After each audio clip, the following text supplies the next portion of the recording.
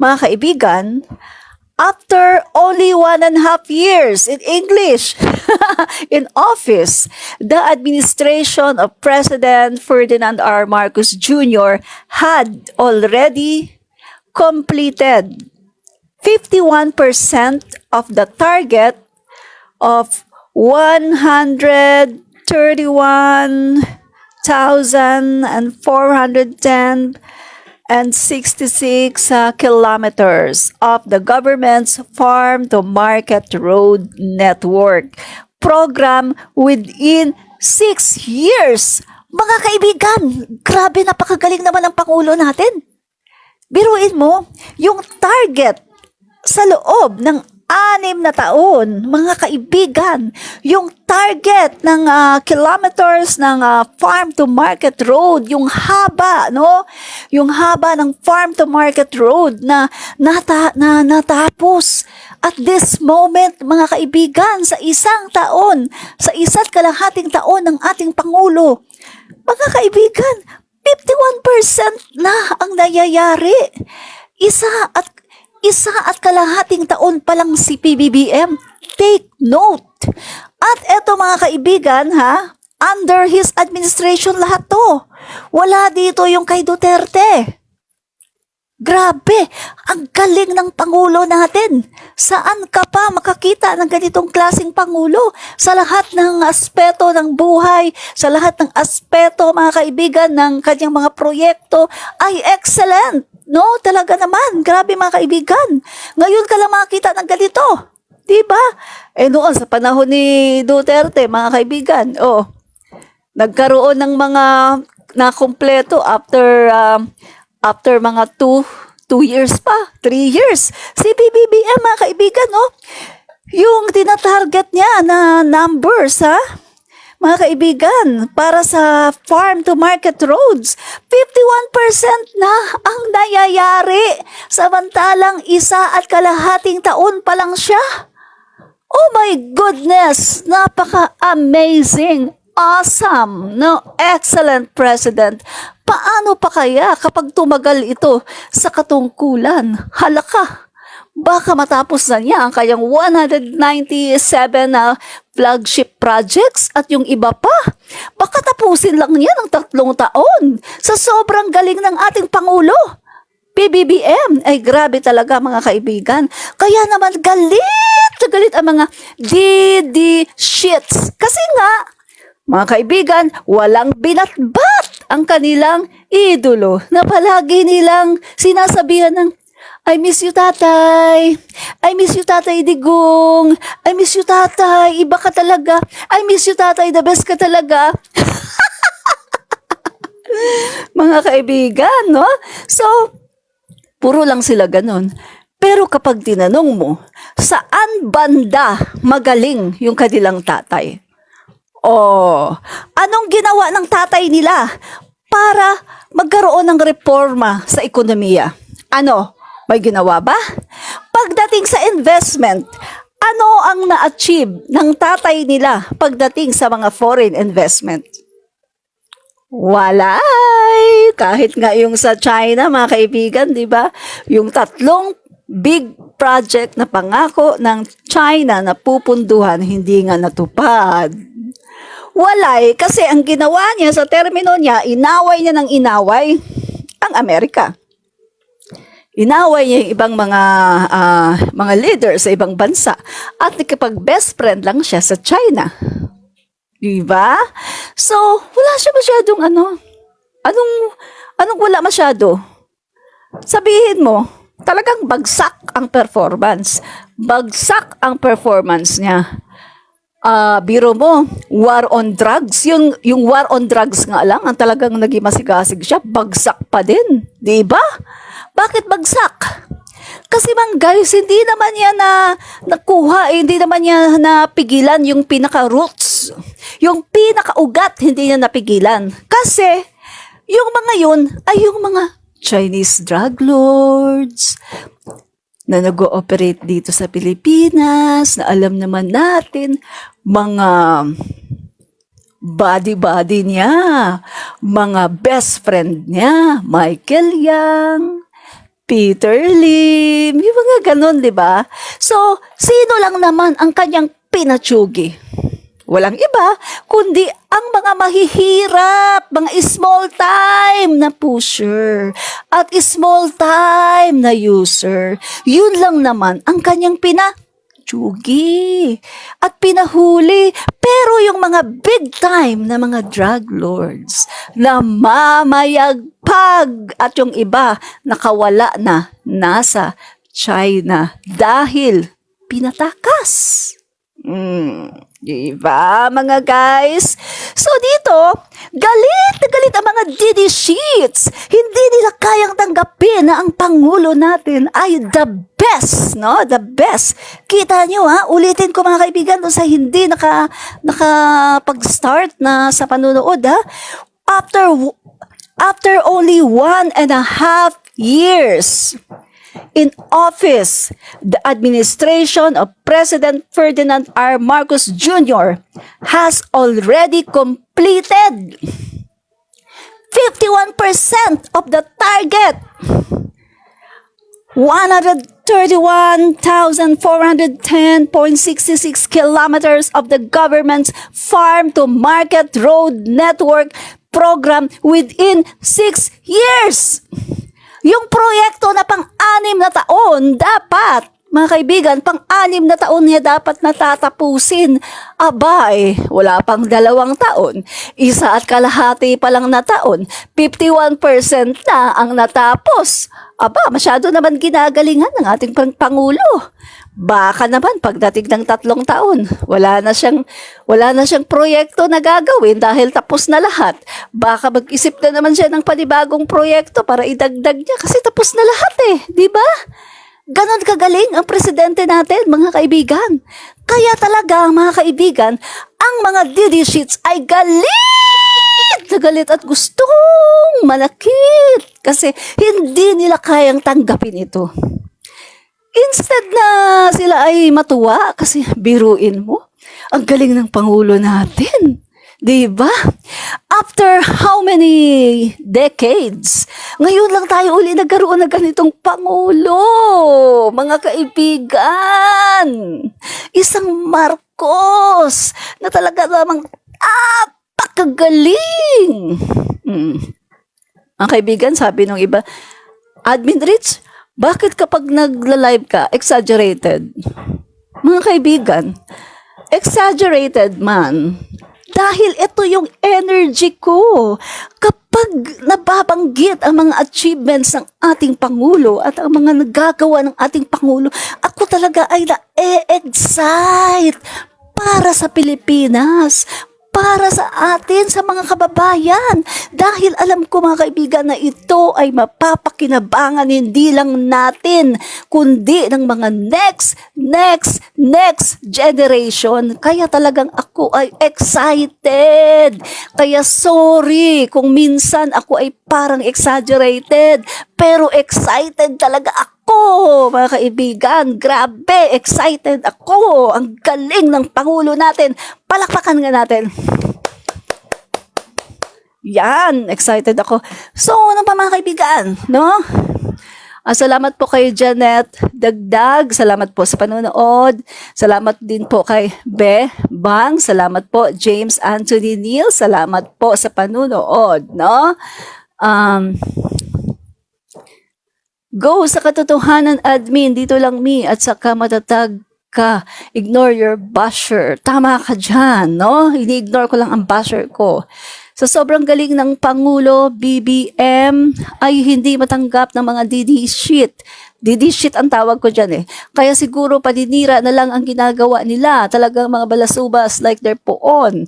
At pang, ano ba yun? Biglang nawala. Nasaan na ba yun? At pang tanggalin nila at gustong-gustong iupo yung reyna ng CIF sa pamagitan ng pag-snatch, mga snatcher. Correct po, no? And Carlo, salamat sa iyong panunood palagi, no?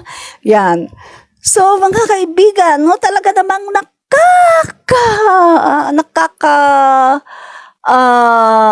amaze, no? So, basahin natin Okay. Checking. Ayan na, ito na. Yan, punta tayo sa pco.gov. Yan. PBBM completes 51% of government's farm-to-market road network program, no? After only 1.5 years in office, the administration of President R. Marcos Jr. has already completed 51% of the target of the farm and market road network program within 6 years. 6 years ang programa na to, pero ang nakompleto ay 51% na. Napakagaling, no? I'm happy to share a significant update sa ating farm-to-market road network program. Ang ating dapat na maging target ay 131,410.66 kilometers sa 6 na taon. Maari ko nang ma-report na 51% of that nabuo na natin. Ang galing, di ba? Sinong Pangulo nakagawa niyan? Wala! Si President Marcos ang nakagawa. At syempre, yung tatay niya, pero hindi na natin isasali kasi that's napakatagal na niya, no? Ang i-compare natin from Cory Aquino up to now, sino ang nakagawa? Wala. Si President Marcos Jr. lang. No? So ano pa? Sabi pa dito, of the target, President Marcos said that the government has already built 67,323.92 kilometers, which in 32 times of road trips from Apari to Hulu. Mga kaibigan, ang ganda! Biruin mo mga kaibigan, ha? Biruin nyo, ha? Ang na-build, no, ng Marcos administration ay 67,328 and 0.92 kilometers, 32 times of road trips from Apari to Hulu. Mga kaibigan, ang galing-galing talaga ng Pangulo natin, President Marcos Jr. Siya lang ang nakagawa niyan, mga kaibigan. After EDSA, di ba? Kung titingnan mo, lahat-lahat ng mga Pangulo, ngayon lang nangyari ito, mga kaibigan. Sobrang galing ng Pangulo natin. Yung dapat ay sa 6 na taon tatapusin. Aba, 1.5 years pa lang, mga kaibigan. 51% na ang natapos. So, ibig sabihin, baka 2.5 years or 3 years, tapos na lahat yan. Grabe, no, napakagaling ng Pangulo natin, mga kaibigan. Kaya nga talagang he deserved talaga na palakpakan natin at i-flex natin itong kanyang mga achievements na alam naman natin ay hindi piniflex ng mga mainstream media. At palagi na lang tira ng tira yung mga DD sheets, no? Tira ng tira sa mga katiwalian daw sa gobyerno, ng mga pulburon-pulburon kahit na hindi naman totoo. Di ba, mga kaibigan? Kahit nga yung Pangulo nila, no? Si Digonio. Anong sabi ni Digonio?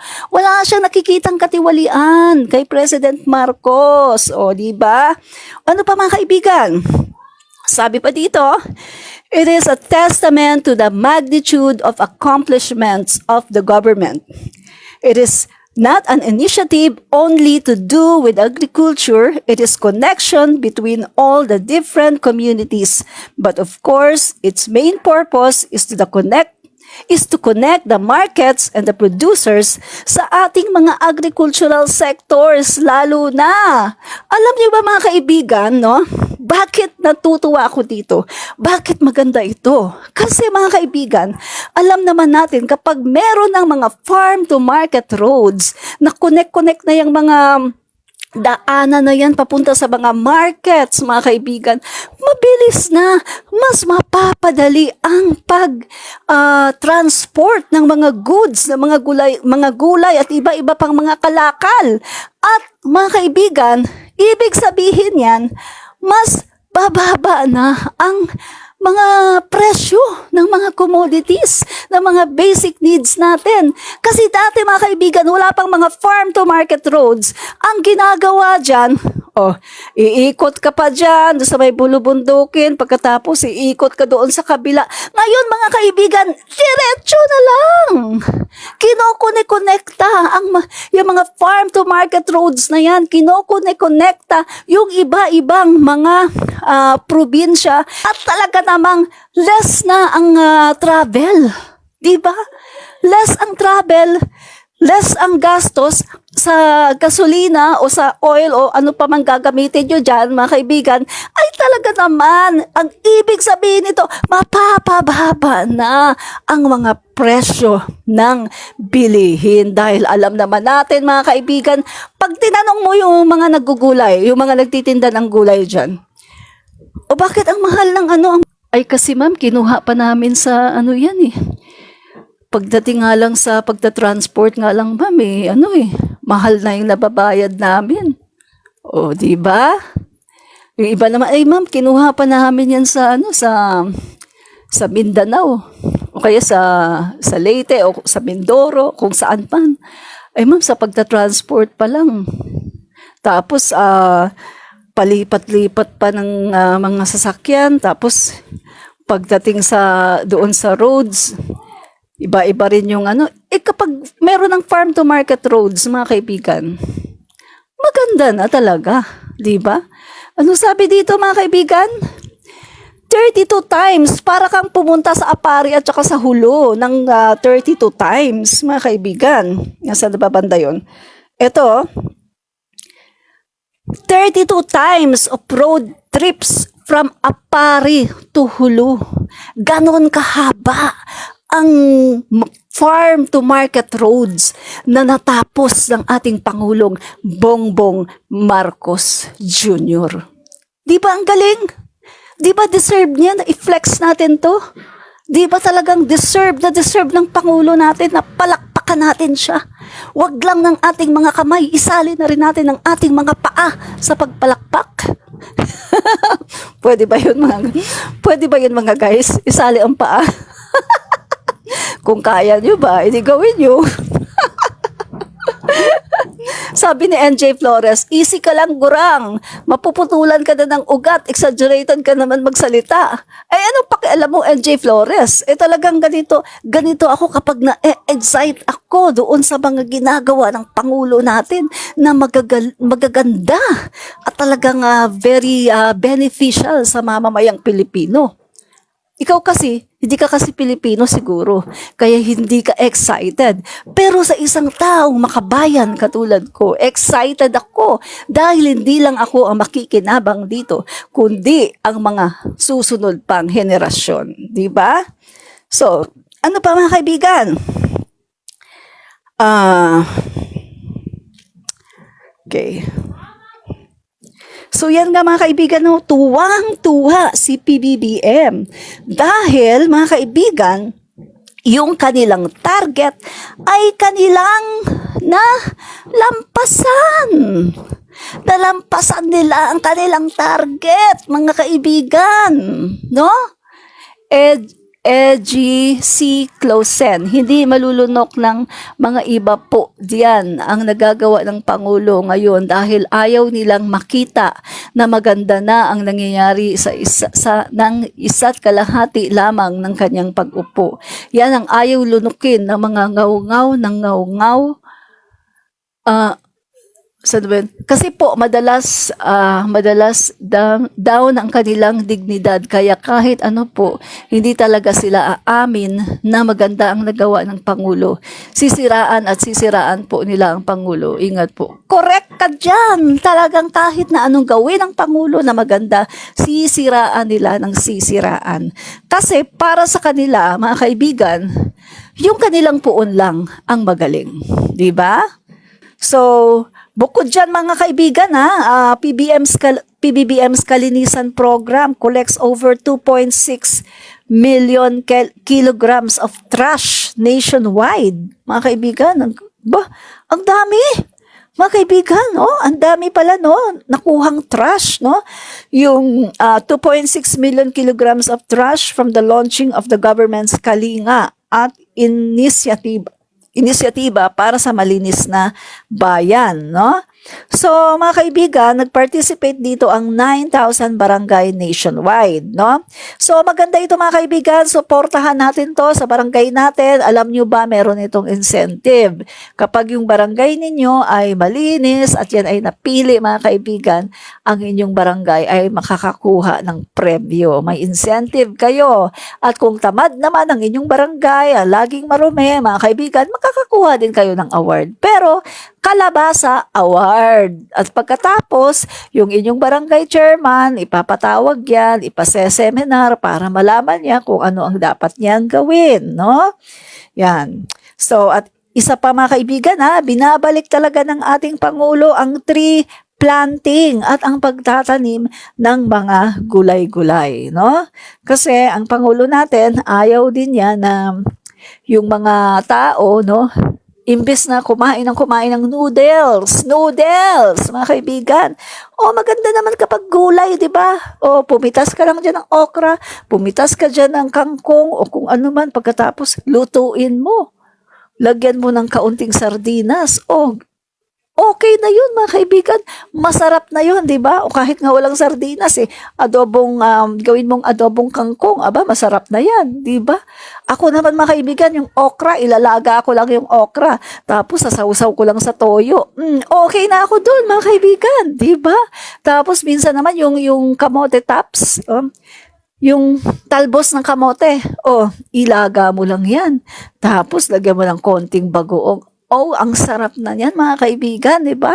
Kaysa ginagawa ng mga Pilipino, bili ng noodles. Saan ba galing mostly mga noodles na yan? Sino bang nagturo sa atin kumain ng noodles? Walang iba kundi ang mga inchik. Yan, di ba?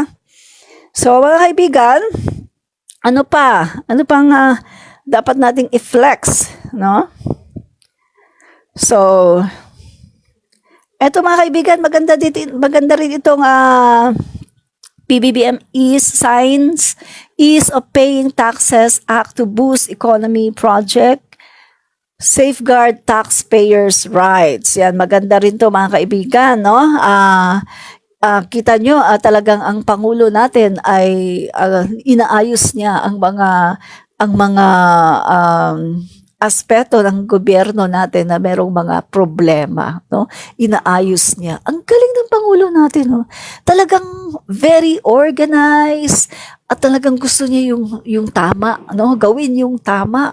Mabuhay tayo na talagang maayos yung mga sistema ng pamahalaan. Kasi yun lang ang magiging way, no, para makamit natin yung isang bagong Pilipinas, hindi yung isang lumang Pilipinas na ang daming korupsyon, punong-puno ng red tape, punong-puno ng mga bribery na yan, punong-puno ng kung ano-anong katiwalian. Dito sa panahon ng ating Pangulo Bongbong Marcos, lahat yan ay inaayos, mga kaibigan. Kaya napakapalad talaga ng susunod na presidente. Pero, kwidaw kayo mga kaibigan, huwag pumili ng mga pro-China, kawawa ang ating bansa. Diba? At masasayang ang lahat ng sinimula ng ating Pangulo Bongbong Marcos. Diba? Kaya, huwag pumili ng mga maka-China. Okay. So, sandali mga kaibigan Tingnan natin yung update sa Okay.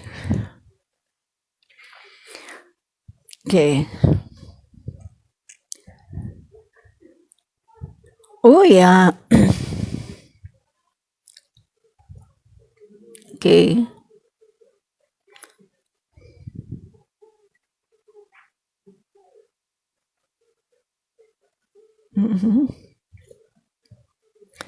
Nasaan kaya yun? Saglit Gusto ko gusto kong makita yung yung bagong pa-survey nga na lalo daw tumaas yung ating Pangulo. Dali, titignan ko sa baka meron ng balita ang ABS-CBN. Ayan. Baka may balita na sila.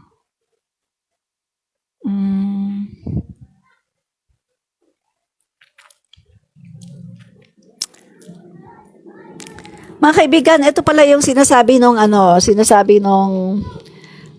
pinapalabas ng mga DD sheets, no? Ito mga kaibigan, nandito pala sa ABS-CBN. Sabi dito, this campaign claims mayors were supposedly asked to give 100 pesos to every constituent who would sign a petition to amend a constitutional provision that directs the chambers of Congress to vote separately when modifying the Constitution. 100 pesos per signature. Lawmakers flag alleged push for charter change. Yan. So mga kaibigan, hindi pa ito confirm, no? So i-confirm natin 'yan kung totoo ba 'yan, no? Kasi sabi ko nga sa inyo, madalas mga kaibigan, yung mga ganitong mga binabalita, no, tungkol sa mga ganito, madalas wala namang katotohanan, di ba? So titingnan natin, ko-confirm natin 'yan kung totoo ba talaga 'yan, no?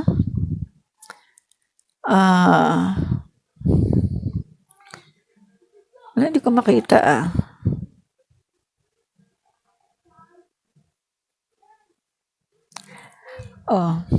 Ang sabi naman ng PNP chief, dismayado ang PNP chief. Ang sabi niya, it hurts me that there are people na gusto lang maging sikat yung kanilang vlog at gagawa ng mga disinformation.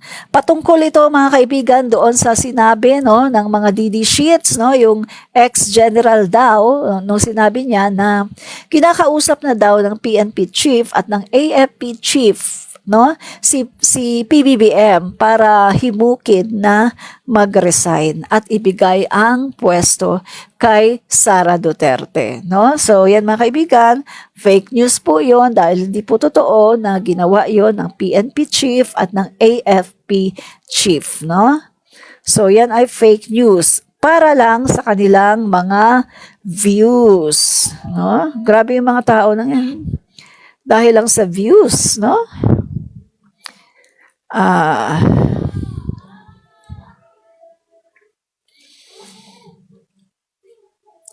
Tingnan nga natin sa tingnan natin sa GMA. Yan.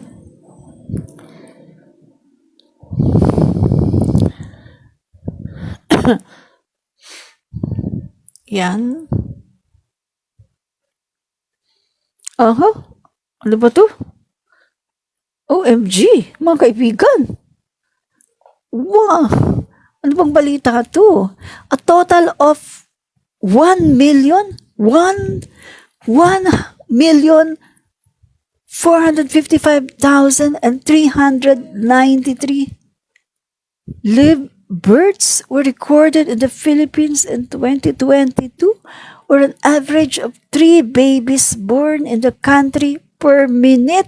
OMG, mga kaibigan. Kaya, ang dami-dami na nating mga Pilipino. Ano ba naman? Anak kayo ng anak. Pwede ba? Maging responsable naman kayo.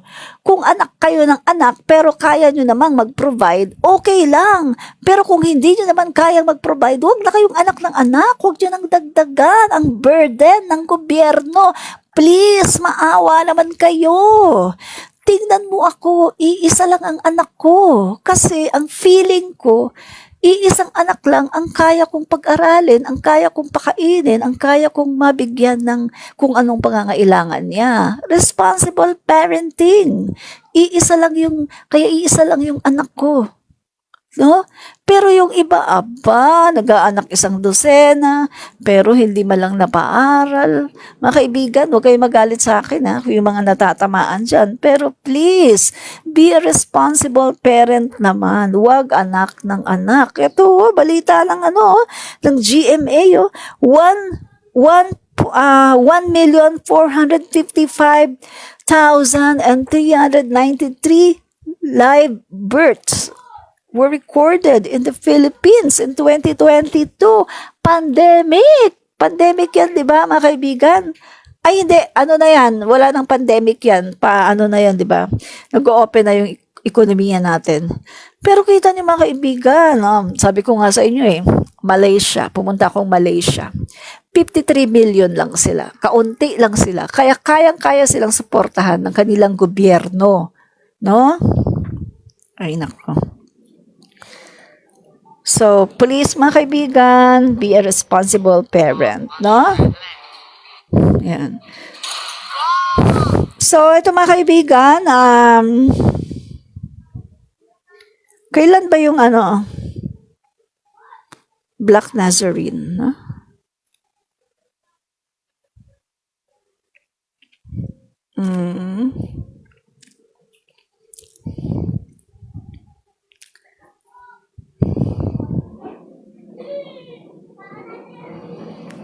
Passage.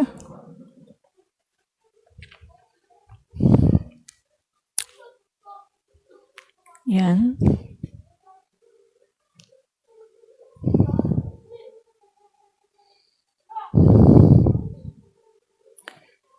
January.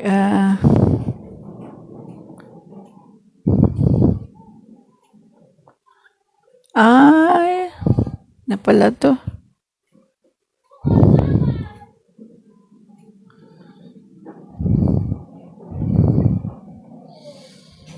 Ay, binalik lang pala to. Ay, wala to. Binalik lang pala to, mga kaibigan. Na. So, meron ditong survey ng GMA, pero yung sa Pulse Asia daw. Pero wala, binalik na lang pala to nung December. Ano pa to eh. Yan.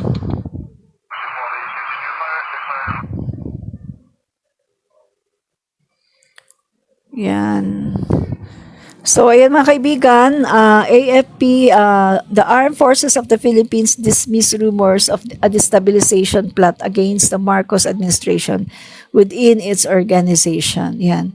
So, nilinaw na po ng AFP spokesperson, ano ba yan?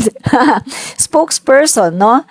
Nilinaw niya mga kaibigan na wala pong destabilization sa hanay ng mga active personnel, no? So, wala po. At yung mga nagkiklaim na meron daw, nakasali daw, may mga active personnel, sila ay sinunog dahil mga kaibigan, hindi naman pala totoo. Kung meron man, sila lang yon, mga inactive. Sabi nga ngayon mga kaibigan, sabi nga mismo ni Tatay Digong, no, kanilang tatay, sinabi niya mismo na wala naman daw kukwenta, no?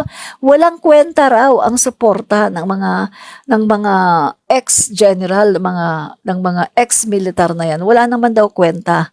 Walang bearing kung baga yung kanilang suporta, no? Kahit na sabihin nila na si BP Sara Duterte na ang sinuportahan nila, wala daw kwenta yun. Matakot ka kapag mga active personnel ang gumawa niyan. Pero kapag mga ex-general, mga ex-militar, walang bearing. Kasi wala naman silang kapangyarihan. Diba? So mga kaibigan, yan na lang muna. Tutuloy ko yung pagkain ko. Hindi pa ako tapos mga kaibigan, no? At mamaya po muli ay babalik tayo. Pero bago po ako mga kaibigan magpaalam, maraming pong salamat sa mga nanood ngayon mga kaibigan. Sina Nelson Pati, maraming pong salamat sa panunood. LGC Closin, maraming po salamat. NJ Flores, salamat. Junior Molano, maraming po salamat. Delna Ormatam Villar, maraming po salamat sa panunood. Junior Molano, salamat po. Edgardo Gallardo, salamat po. LGC Closin, salamat. Lizelle Tanaka, salamat po. Antonio Guerra, salamat po. Cresanta Lumboy, salamat po. Anselma Candaroma, salamat po. Uy, si Idol Randy Nabaira R. Cream, Idol Top 1, salamat po sa panunood, no? Mga kaibigan, Carlo, maraming po salamat. Janet Dagdag, salamat po sa panunood. Be Bang, salamat po sa panunood. James Anthony Neal, salamat po sa panunood.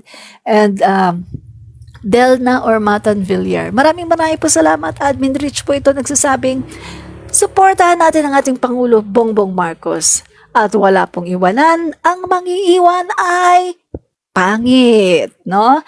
fight fake news, expose the truth, bye! Kita nyo na mga guys, Admin ang reach. pinapakalat na balita ng mga taong gusto lang talaga Israel. Comentarista. Nakita naman natin na ang kanilang mga pinapakalat ay walang katotohanan. Paano pa man karami ng mga taong sa iyo ay nagagalit, ang talaga naman ikaw ay hinihiba. Pero, galingan mo lang. Dagdagan mo pa, mga kaibigan. At the end of the day, performance doesn't lie. Ito po mga kaibigan, muli si Admin Rich. Fight fake news, expose the truth. Fight fake news and expose the truth. Fight fake news and expose the truth. Fight fake news, expose the truth. Fight fake news, expose the truth. At bawal ang fake news, expose